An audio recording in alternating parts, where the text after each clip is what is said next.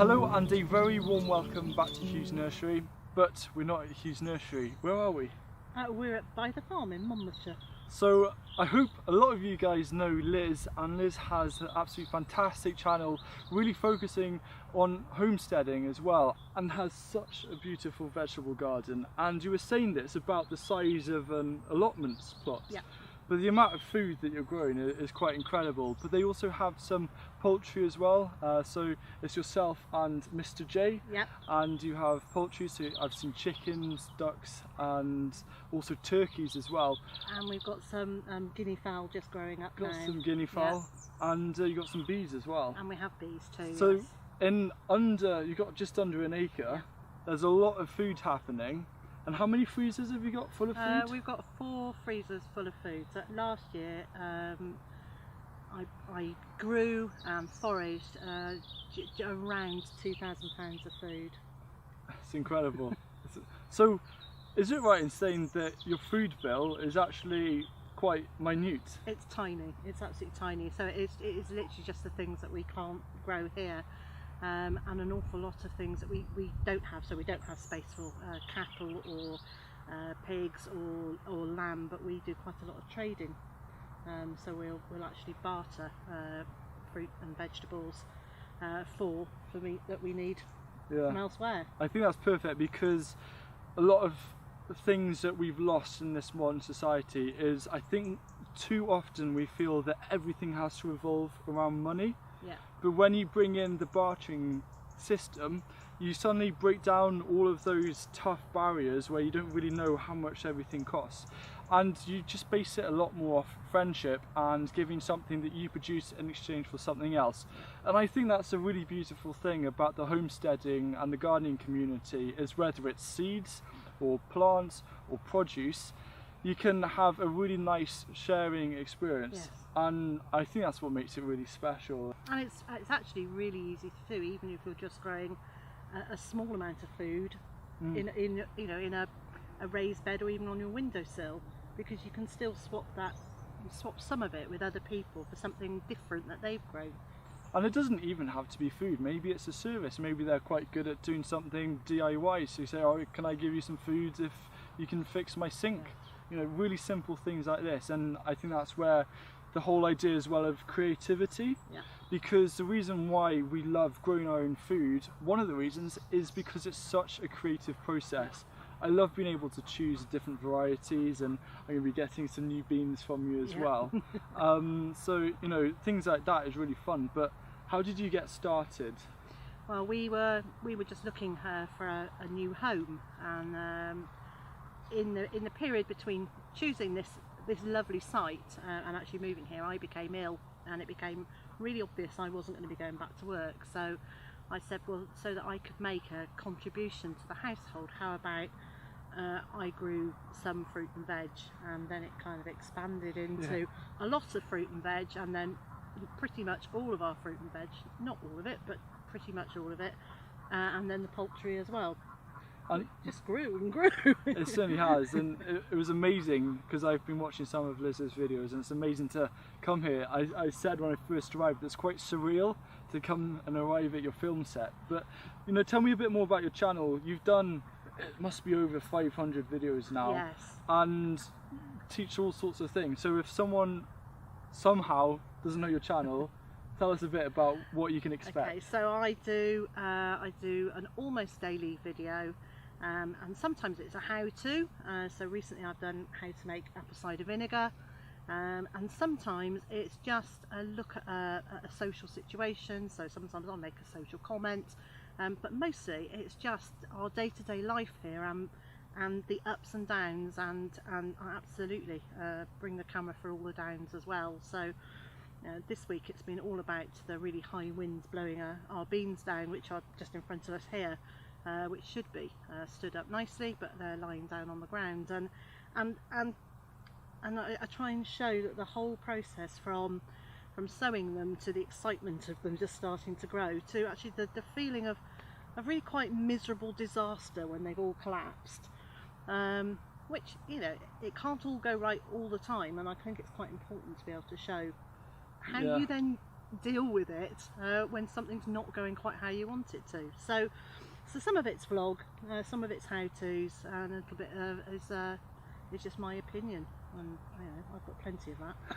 Everyone's got opinions, and I think that's a really important thing as well, and you'll be seeing this on the B-roll now, is the beans might have fallen over, but looking at it now, there's still a load of beans on there, and you must have been harvesting those for weeks anyway. I have been, yes. And your freezers, you've got some drawers just full of beans. Yeah.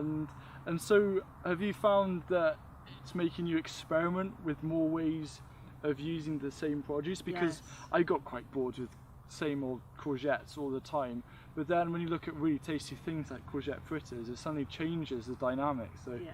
And I'm learning all the time, because there's so much of this food I either haven't grown before, or I've never tried before, and so it's always experimenting with new flavours and then combinations of flavours, and so, some of them work really well and other than just work. But today we've had quite a nice meal today. Well, I was blessed. I arrived, and what was served? Well, pancakes. So thank you very much for that. It's so it was second breakfast time when you arrived. Yeah, and I think another really special thing is you have so much food, but it's only a few meters away from your house, yeah. And you've got that really nice close circle. And one of the things that I've noticed is you're putting in some permaculture principles and just simple bit of common sense, yeah. Looking at what resources you have in your local area, and there are two which really spring out to mind. You've got the chicken and poultry bedding, yeah. And you've also got wood chips. Yeah. So how do you use those in the garden? So the wood chips I use as pathways in amongst all the vegetables, and also in the food forest area, and then as the wood chips have been around for a little while, they start breaking down, and once they've broken down enough, I then scoop them up and put them onto the raised beds for it to start becoming organic matter or compost in the raised beds. And then the chicken bedding and indeed the duck bedding I use as a mulch, and then I'll leave that over winter to start breaking down, and in the spring, once I've planted things, I then use it to mulch again. So it's always about keeping the weeds down, so reducing the amount of work I've got to do there, and keeping moisture in.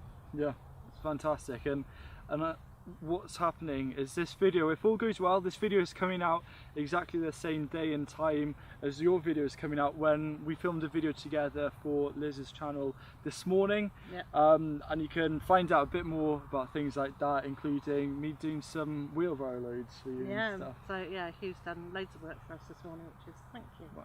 And we're going to be heading off to a farm later on, so stay tuned for a video on that.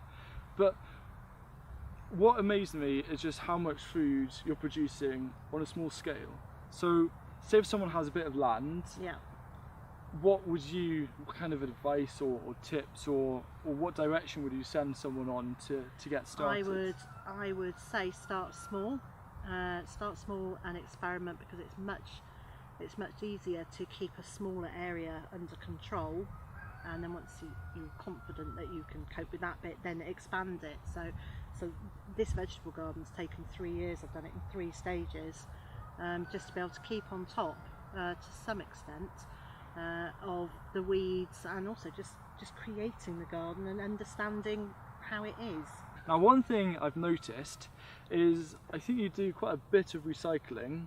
For example, the fence and also your raised beds, and I think it's one of the best ways really to get started is to find things for low cost. So did you just happen to stumble across some things? Okay, I actually actively looked for pallets, and we started off by just driving around, and very often people leave pallets at the front of their house because they've had something delivered, they don't know what to do with it, and a quick knock on the door and say, would you mind? We got our first probably 25 pallets that way.